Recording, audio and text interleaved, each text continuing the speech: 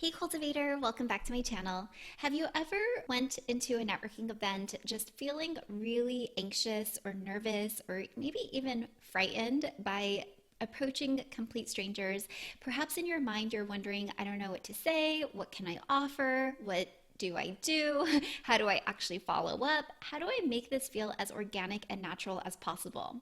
Or maybe you're in this period in 2020 right now where you're just like, how do I even meet people when I can't go into events? And I need a job, but I don't know where to find and reach out to the people that I need to speak with. I know that I have a list on LinkedIn. I've been looking at profiles, but every time I'm about to hit send on a message, I just pause because I worry that I'm going to come off as a nuisance or like somebody who is just using somebody for a job, which is the last thing I want to do. If this sounds like you at all, do not worry because I will share with you in this video 3 practical tips that you can implement so that you start to shift your mindset around networking.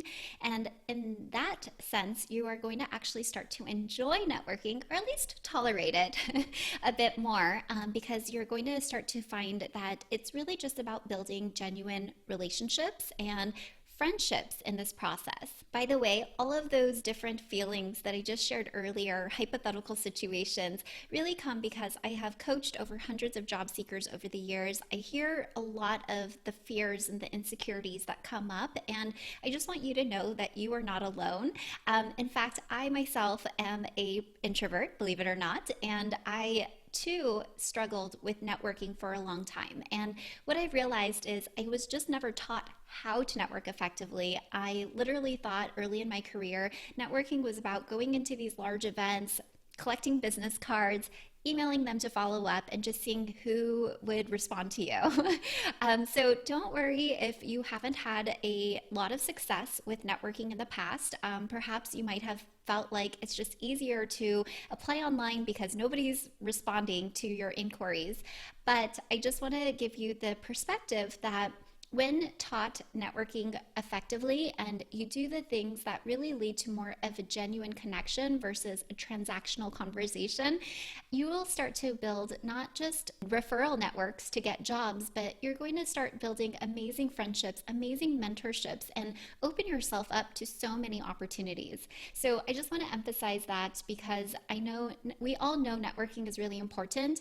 I want to make sure that you understand and walk away with understanding that it's all about a skill that we develop and build with practice. And before I forget, in case you want to take networking to the next level and really understand all of the hows, be sure to check out the link in the description box below because I'm linking the ultimate networking playbook and training. This is like my ultimate 50+ page guide filled with trainings and templates that you can utilize to land your next job.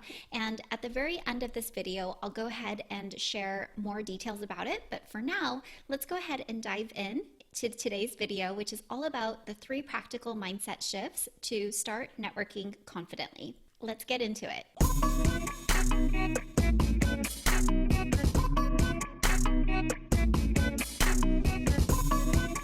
All right, so the first tip that I have for you is to take the job away from the reason why you want to reach out.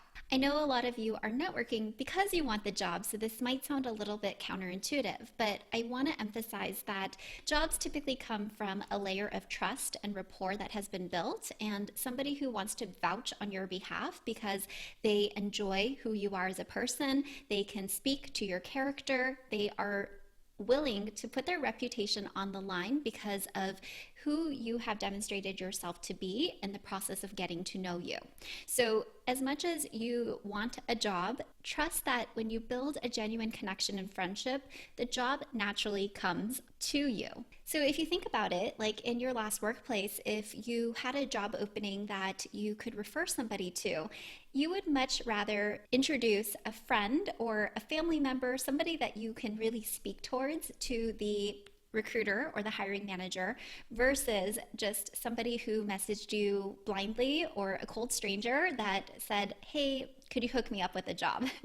I think that is actually quite liberating when you think about it because it takes off a whole lot of pressure of like, what do I need to say? Who do I need to present myself as? What is my elevator pitch, right? When you can really lead into a conversation with just genuine curiosity and go into the flow of what's coming up naturally for you as you get to know this one person on a genuine level, everything else will start to mesh into place because one, they're going to start feeling like they really appreciate you and your curiosity and your genuine interest that you're taking.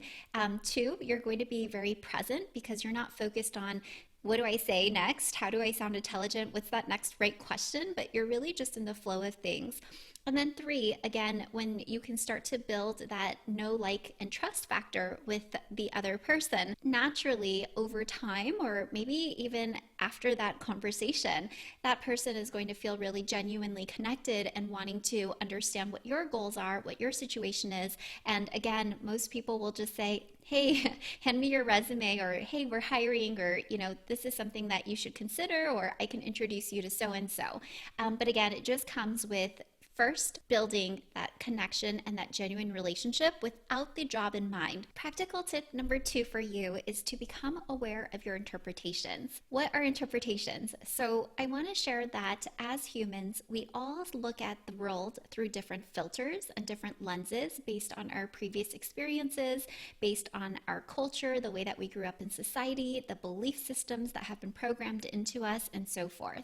So interpretations are really the opinions that we conclude when looking at a specific scenario or situation. Let me give you an example of a real-world interpretation I made once at a networking event. So I remember going into this networking event and I met somebody who just didn't seem very connected at all. In my opinion, I felt like I was boring them. They seemed so disengaged, but later on, I was talking to a friend who actually knew this person, and this person told the friend, like, oh my gosh, like Emily was really cool. I'm really excited to connect with her. Do you mind giving me her contact information? I want to reach out, right? So from my vantage point, I was thinking this person is so bored out of their mind, and we're just not vibing and connecting.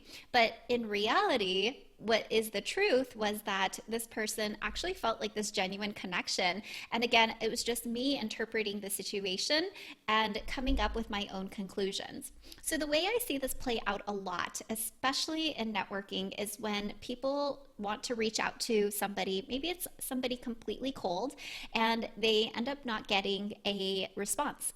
So one of their interpretations is this person isn't interested, right? It's like, it's not factual. We don't know that 100% because this person hasn't told us, hey, I'm not interested, thanks, but no thanks. They just didn't respond. And so our interpretation, again, could be that this person's disinterested.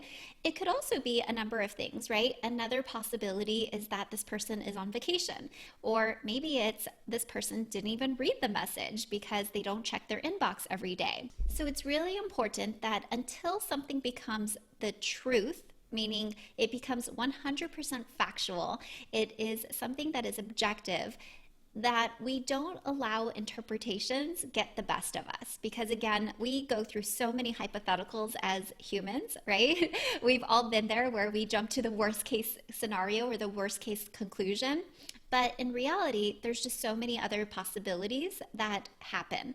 So anytime you feel like you are defeated or discouraged, or you just feel apathetic with moving on in your networking efforts, I really want you to question your interpretation and ask yourself if it's 100% true. Like, do you have hard evidence knowing that this is exactly the reason why this person has not responded or reached out or whatever the situation might be? So you just never know until you hit an objective fact. By the way, I'd love to hear one of your interpretations that you automatically jump to when you don't get the results that you want. Leave a comment down below. I'd love to read them. All right, practical tip number 3 is for those of you who love helping others, but yet when it comes to yourself, you hold back from asking for help. I myself am one of those people, so I completely empathize and relate. But what I found is that allowing others the gift of helping you is just as equally as rewarding and satisfying as you helping somebody else. So think about it. We love helping others, right? We love giving them support. We feel this sense of personal fulfillment knowing that we've made a difference in somebody else's lives. And so, why not give somebody else that same feeling? It's so simple, but yet we hold ourselves back because in our minds, we have to feel like we're the ones who are giving more value. We're the ones who are contributing more. We want things to be equal and fair. So, a really simple mindset shift is to stop panicking about what it is that you can offer to somebody. Do you have to get something grandiose? Do you have to give a $20 Starbucks gift card or something really tangible? The answer is no. A lot of times people just really appreciate and enjoy mentorship. I talk to so many leaders out there, and every single one of them is like, I love mentoring and training and helping others. So knowing that that in itself is a gift, you're able to provide that by making yourself seen and having these conversations that allow them to share their expertise, to feel like they have really made a difference, and they've done something really fulfilling and productive throughout the day. All we can do is ask, and if somebody says no, it doesn't make them a terrible person. It just means it's not the right time right now, and that's okay. But for the people who say yes and want to help, we have to also trust that they are mature enough to put in their own boundaries in place, and they might set their own parameters. I'm happy to speak to you for 30 minutes, and that's great. Trust that you don't have to give somebody something super grandiose or even something tangible or physical.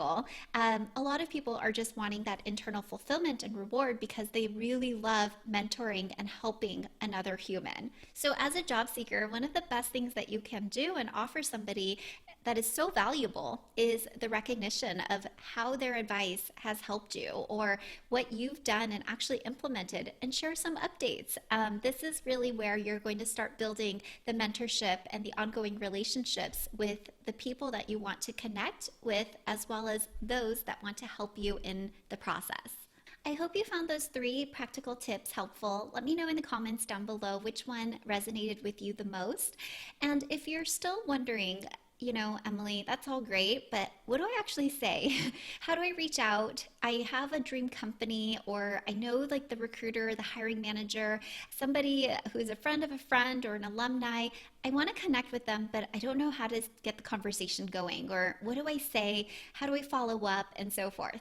If this is you and you just really want to take the guesswork out of networking and just learn all of the best practices and etiquettes, and really tap into the 20 plus templates that I've created where you can literally fill in the blanks with your own information, then you'll definitely want to check out the Ultimate Networking Playbook and training. I've also linked it down below so you could check out all of the details and what's included. It is jam-packed. Literally there's over 50 plus pages of training material and templates, but I've also created videos for you. So if you're an auditory and visual learner, then you'll love the training videos that I've created for you. Essentially, in this training guide, I walk you through everything. I really break down what makes a successful networker versus an unsuccessful networker with examples, real life examples of messages that I receive on a daily basis that yield 0 responses, and instead what other successful networkers are doing to immediately grab my attention, to immediately connect with me and allow me to say, yes, let's hop on a phone call.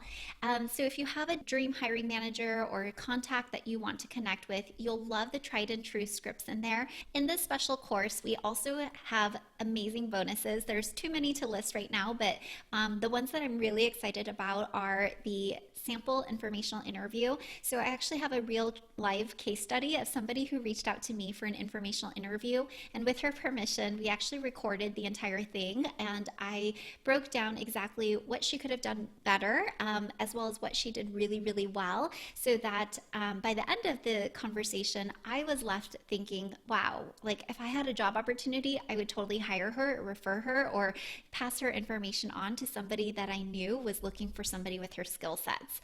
So you can really be a fly on the wall, which I think is fun to observe, because again, a lot of us know informational interviews are important, but we've never really seen like how one is conducted and what makes one successful. The other bonuses that I'm really excited about are the tech tools that I have in here. So, a lot of the times when you're networking, a lot of networking falls off because of scheduling friction. You want to make networking as easy as possible. So, I've created complete tutorials on the best tech tools to utilize, the best templates to utilize so that you can follow up time and time again, at least 3 times, because again, the follow up is really important without feeling like you're sounding like a broken record or being pesky or being a nuisance. So anyways, it is jam-packed. There's a lot in there. Definitely check it out in the link below. There's a special enrollment period right now, and if networking is one of those areas that you just feel you want high touch support around and you really want to master this skill once and for all, then this training will be tremendously helpful for you. And as always, if you guys enjoy this video, please like it, comment, share, subscribe, and I can't wait to see you next week when I release this video. Take care.